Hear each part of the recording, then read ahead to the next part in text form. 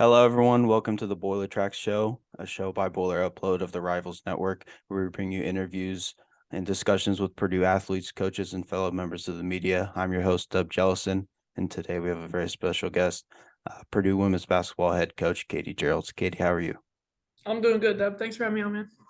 Appreciate you coming on, being the first guest. How you feeling? A little more than a week away from the season starting officially. Yeah, it's coming on us, ready or not, it's here, and just excited. I think we got a hungry group. Everything feels a little bit more normal than it did last year about this time. So just excited for the opportunity to get out there and see what we got.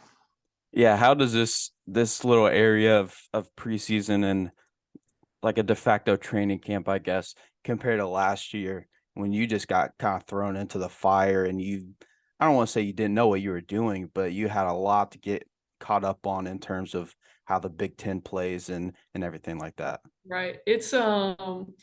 Last year was just a roller coaster, emotionally, physically, spiritually, just up and down all the time. I think the biggest thing for us is, practice started the end of September last year, and all summer, all fall, we had done all of Coach Versup's stuff. And I think about 2 days of practice, we try to kind of stay the course. So we were just throwing a bunch on everything. And I told the group up here, I was like, this isn't me. Like, I can't do this. Like, we've got to change everything. We got to we just got to flip the switch and see what happens. So now, like, going through all of that stuff right now, our group knows what we're doing. Mm. They know what to expect. So don't feel as far behind. Still got a long way to go, and we talk about all the time. Just progress, not perfection. Let's just make sure we're headed in the right direction. I feel like we are. And getting thrown into the fire, I guess, last year, do you think that could have been more beneficial for you as the leader of the program as opposed to being the associate head coach to Coach Versa, like you mentioned? Yeah, I think what it did is it allowed me to really just get my feet wet, automatically. But I grew relationships with our players, and if I was just an assistant or just the associate head coach, how much how much time would have been on the road recruiting? How much would have had an opportunity to build the relationships with our group that we have right now? And it's there were days when I was like, wow, this is nuts. But most of the times, I feel like it was kind of like the biggest blessing in disguise, because it did allow us to kind of flip the switch sooner than later. And thankfully for the group that we have returning, those are the group of kids on our team last year that believed in me from the beginning, and they bought into what we were trying to do. And to go from 7 wins to 17 in a short amount of time, I think it just shows that hopefully we're headed in the right direction. Yeah, I think Purdue fans and the media and everyone watching realize that you kind of brought that new life to the program that they maybe needed for the last few years. How much does it mean to have like someone like Cassidy Harden come back, use her COVID year, Abby Ellis, Madison Layden, etc. After you had I mean, you've had a lot of girls transfer over the last couple years with the coaching changes, and I mean, I think that's understandable. What does it mean to have that core group of girls come back for another year? Yeah, for me personally, I think it shows kind of how much they do believe in what we are trying to do. We've got our starting five back, Jayla Ava off the bench, and then added a couple kids from the portal that are gonna help us almost immediately. Mm. And that group just bought into what we were trying to do. And the biggest thing we want to do is we wanted to compete and play hard and just have fun, bring a new life, bring a new energy. When people come to watch us, we want them to enjoy watching us play. I know we lost a lot of home games. We talk about it, like make sure we're protecting Mackey Arena. Um, but we were never really blown out, and we always competed. And our hope was that when people left, it was like, okay, well, that team competes and they play hard, and that's what Purdue is all about. And I think we're ready to take the next step internally, and that's to expect to win. I don't know if it's going to happen, but that's our mindset. We're out here working our tails off, and we've been together for about a year, and the expectation is to win. whether that happens or not, who knows? Like that's to be said. But if we can compete and play hard, I think we'll give ourselves a good opportunities to win some basketball games. Now, did you have to sit back and realize that last year, because you're used to winning, your track record at Marion is second to none. Did you have to sit back and be like, okay, this is a process. I need to be patient with this team, especially with all the things that we've kind of talked about. Yeah, a lot of soul searching last year. Losing isn't fun. And luckily for me, we had some really good players at Marion that, that won a lot of basketball games for us. So, I mean, it was just a lot of teaching moments for myself. My staff was great, keeping me level minded. But really, it was the young women on our team. Our student athletes. Even after losses, when maybe we felt like we should have won, they came in and attacked the next day. There was never holding our heads and just, okay, this is a process. And that's kind of just what we preached.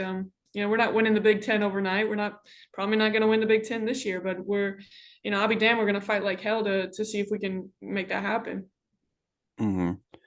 Do you feel like how long did you how long do you think it took to kind of get the hang of things and how to run the program the right way, how to get the girls in the right positions, all that stuff? Honestly, I mean it wholeheartedly. I think coaching is coaching. There wasn't oftentimes when I felt like, "Ooh, I'm overwhelmed." This is. I never felt overwhelmed when it came to coaching. I it's the stuff up here in the office that kind of just is annoying Mhm. to me because the only thing I want to do is be down on the court. And last year was we were shorthanded with the four of us. We didn't really have a whole staff up here, and by design, it was going to be tough to bring somebody in last minute, right? We just want to make sure that our young women had gone through enough changes already. Just kind of wanted to keep it status quo for them. And now we're a little bit more full staffed, and I know what I want. I know what I want. I'm learning to be a better leader, and managing a fuller staff. So I'm not afraid to tell my staff what I want, and I think they're responding. What what was different about maybe the first ever game you played in Mackey or some of the biggest games you played in Mackey compared to that first game or that first Big Ten game last year when you were coaching? How did those two things differ for you? I think once I walked out in the tunnel and I'm on the sideline, like I just felt like I was coaching a game. It just happened to be in Mackey Arena, or it just happened to be, in the Breslin Center at Michigan State. It just happened to be those places, or Assembly Hall. Like once the ball, it's like when you're playing, like you just everything takes over and you're just in the Mhm. moment. But I would say like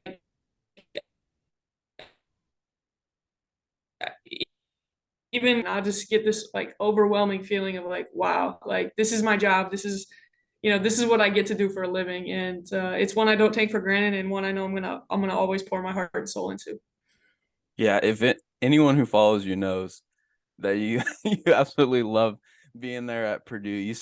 You probably say it every day. every Like day. so lucky to be there and what an opportunity.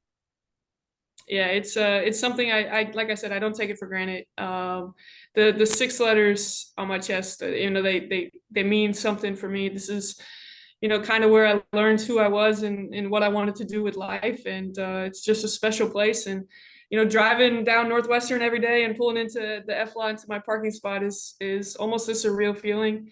Thankfully for me, I have the opportunity, and I promise the Purdue faithful that we're going to get this right.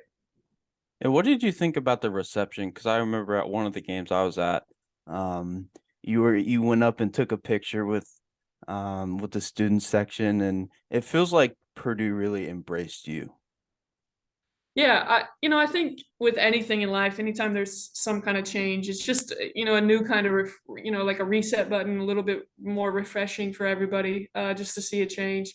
But for me, like that's just kind of who I am. It's my personality. I think I've always been like that, and I think Purdue people are, Purdue fans, Purdue people, people of Lafayette, West Lafayette, they're so real, and they make you feel like this place is home. And it's always been since I was 18 years old, playing my first game here. I mean, it's always been the same. I just turned 38, and some days I feel like I'm still 18 playing in my first game at Mackey. There's something to be said for people in Lafayette and Purdue fans, because as opposed to, I forget who said this, but they're like, you can go to Walmart and they're gonna have 100 shirts that just say Indiana Hmm. on the front, and people wear those, and you see a lot of people that maybe didn't go to IU who root for them. You don't really see that with Purdue. A lot of Purdue it's like a tight knit group, especially for such a big school in the Big Ten. Yeah, there's just something special about it. You can't really pinpoint something what it is. You know, Purdue people love Purdue. Uh, Most of my family, they're Purdue fans because I coach here, right? And growing up, closer to Indiana, my family grew up Indiana fans, and they're the same ones. Like, we can make fun of them all you want. That in the fall they've got their Notre Dame jacket on, and in the winter they flip it and it says IU. But that's not Purdue. They're gonna ride with you through thick and thin, and once you're a Boilermaker and you get a taste of it, you bleed black and gold for the rest of your life. Hmm. And kind of going back to the coaching staff, how much did you grow with them over your time last year? Yeah, I a lot of soul searching in the spring and the summer, really challenging myself, diving into how do I be a better leader for a bigger staff? How do I manage, young women 18 to 22 years old who have NIL in their world right now, who we have access to the portal.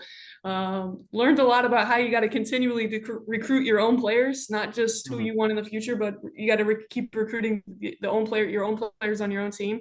But I think that's where I've learned to grow and be a better leader, not just to our team, but to my staff, to our strength coach, to our nutritionist, stuff that I didn't really have my hands on at Marion, but now I do. And just really dove into who I trust in the D1 world, and got their opinions and talked to them and did all that kind of stuff. And just feel like now we're in a really good place. And now it's just a matter of just going out there and winning basketball games. How cool is it to bring back some of the Boilermakers of old, like a Stephanie White, Courtney Moses? I think Katie Douglas even came back. What was that Mm-hmm. like to have them come back and either talk to the team or be at practice or get recognized in front of everybody? No, it's just it's special because that's what this is. Like, there's so much history behind our team, and we're chasing that history down, right? We've got to go figure out how do we make that history become the present. And a lot of the players on our team have no idea what that looks like. So having Steph come back, having Courtney, having KT come back and talk those guys more involved in our program, because that's what this is all about. It's about the history, and us chasing that down and making sure that that becomes the present, no doubt. And is that how you get them to try to realize what it means to have that Purdue across your chest? Do you mean you show them the highlights from 1999, the national championship? Yeah, we've talked about it. We talked about the 99 team, the 01 team, the 94 team that went to the Final Four. We're in Mackey, and you look up in the rafters, and I think the last championship the last banner is like 2013. What kind of legacy do you want to leave? It's the legacy of not just hanging banners, but the legacy of making sure the culture gets right here again. Because when the culture is right, and we get that all set in stone, then banners are going to come. There's no doubt about it. This place is too special. Do you think about your own legacy at Not at all? all. Not at all. Never have, never will. My job is to coach and win basketball games, but to help these young women, the same way Coach Gurry did for me. You just kind of like find my place in life, and figure out where I wanted to go, and who I want to become. I mean, that's my job, and that's what I love to do. And I think we talked about it the last time I talked to you. How much have you talked to Coach Paint or even Coach Versip about about how to make this transition and then moving forward now? Yeah, Paint's been great. Peyton Elliott, honestly. Whether I walk down to his practice and with my notebook and just kind of take notes on all the little things he says. He's got some great one-liners even in practice. We could all listen to Matt Painter talk all day, right? But Mhm. even in practice, his one-liners are just priceless. And most of the time I ask him, where'd you get that one? It's normally a Gene Katie quote. But just talking to him, whether it's there in the office, at his lake house, whatever, or sitting there, having a beer on the boat, like whatever it is, that's just who Paint is. And I mean, he's a Boilermaker, right? And he Mhm. wants this place to be as special as it was because he knows what this women's program can do, and he's been great for me. And what do you hope that culture is? You've talked about culture a few times here. What do you want that culture to be? What do you want Purdue to be known for? Yeah. Obviously winning, right? Like we want to Yeah. get back in, we want to be, we want to be relevant in the Big Ten. We want to be relevant in the national scene. But the culture here is, to do things the right way, to make sure your little girls grow up, they want to be just like you. They want to wear a Purdue jersey. They want to run down the tunnel and play on Mackey Arena. And if we're doing things the right way and playing hard and having fun, then little young girls are going to gravitate to you. And that's the legacy you want to leave when you graduate. You want people to want to come to Purdue because of what it stands for. You're going to get a great education at the greatest university. I know we're probably all biased, but this is the greatest university in the country, and you get to do it with these people. It just makes it really special. What goals have you set maybe as a program, as a team, as a coaching staff, the players, whatever? What goals have you set for this upcoming year? Some of those are going to stay in our locker room because we're gonna make sure we chase those down. But it's to win. I've said it, like the expectation last year was to compete and play hard and give ourselves chances and make sure we're getting better. But the expectation has to flip to win. Not just to compete, but to actually win. And we as a staff up here, it's kind of been the coolest transformation with our group. You watch games from last year. We competed, we played hard. Even games we were supposed to win when we didn't win. It's like almost like we didn't know how to win those games. Like maybe I didn't know as a head coach. We didn't know as a staff. We didn't know as a group. They'd won 7 games before. So just competing and playing hard was like, okay, that's enough. Well, now it's not enough. And to kind of watch them, you know, transform into, okay, even in drills we're attacking them a little bit differently than we were last year. We're not gonna, games haven't started, but we don't let drills beat us the way they did last year, and that's been really really fun for me to watch.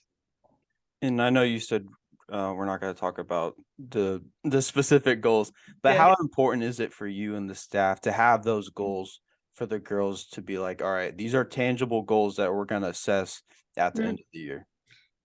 Yeah, I mean it is important, and honestly, we asked them what they wanted to do. What do you want to do as a group? And they gave us some pretty lofty goals, and by doing so, we kind of told them like, all right, you gave us permission to coach you that hard. Like this is what you're doing. You want to get there, then we're gonna do this, and no matter how hard it gets in practice, no matter how many times we're up early in the morning or whatever we're doing, you've told us this is what you want to do and this is what we're going to chase down.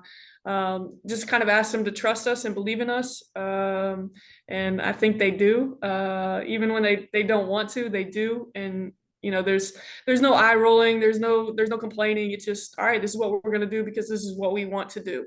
And that's been really really fun to coach so far. Now, do you think what they said, do you think that speaks to the amount of leadership that you guys have coming back and bringing in the program? Yeah, I think the seven that we have returning, they were big parts of what we did last year, and so I just think they're hungry. And then you add in Leisha and Caitlin, 2 fifth-year seniors who have a maturity about them, who want to win. And those nine are able to kind of teach our young kids, our freshmen, this is what the way we do it, and this is what we're gonna do because we are that hungry to win. And I think you'll see. I think the fans will see a. I mean, our fight will always be there, but you'll just see a different kind of the way we walk into a room, the way we kind of own things. It'll be fun. Now, in the world of NIL and the transfer portal becoming huge, do you think that it's going to be harder broadly across the country to establish cultures with maybe 5, 6 players coming in and out each year?